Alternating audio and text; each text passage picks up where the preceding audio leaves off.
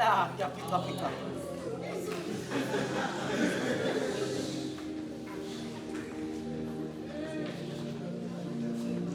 Mina yami inhliziyo sengifisa ukuyiphathela yona ngesandla ngoba vele kangisenathemba othandweni.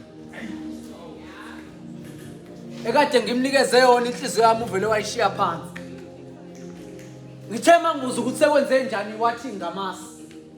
Ukuthi kade futhi ubanike nami kangazi kodwa uthe kusukela namhlanje mina kangisamazi.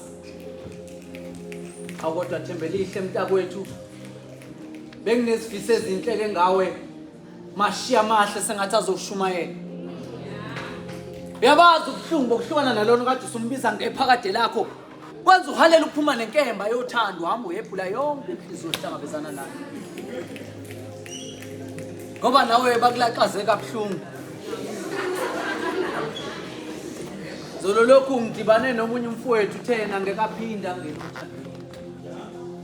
Kanjani uma lezi ndaba namhlanje yajona? Bakithi isibindi esingaka sokudlala ngemizwa yomunye umuntu wazazi ukuthi uzimisele ngaye. Ngampela isithatha. Ngibese ngibuza wathi wena mthiya ukhulunyiswa ungazi. Ukhulunyiswa ukuthi awunasi isibazi sothando. Ngeke abani inhliziyo efune badlale ngayo amaqede balaxazo kwezeleze bephindelela mina lempendulo bengeke. Uyazi ukuthi izinyembezi zalo mfowethu bezisho likhulu okudlula amagama kade waphimisela ngezindleko zakho. Nami ngifuna unxusa wena ongena othandweni olusha inhliziyo ingakophuzi. Bekhohlisana bethi ngophulela phambili. Mina ngazi ukuthi phambili bayacuthana bobuza amajuba emuva. Kodwa ke Dolana.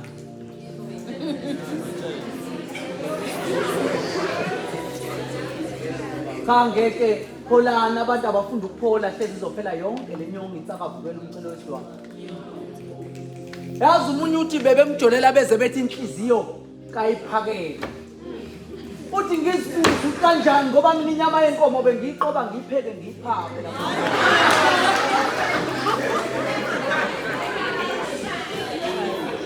Uzakho bozi izinyembezi zami zokugcina. Uthi kusukela namhlanje uyavala uyagcika endleleni ezabo yakhe inhliziyo. Usevele wafaka amabhodlela nameva. Ufuna bezabo yakhe inhliziyo bafike sebegqiza igazi sebazi ukuthi lapha enhliziyweni yakhe akusikho kwabuza ungena indawo yokuzinyundela.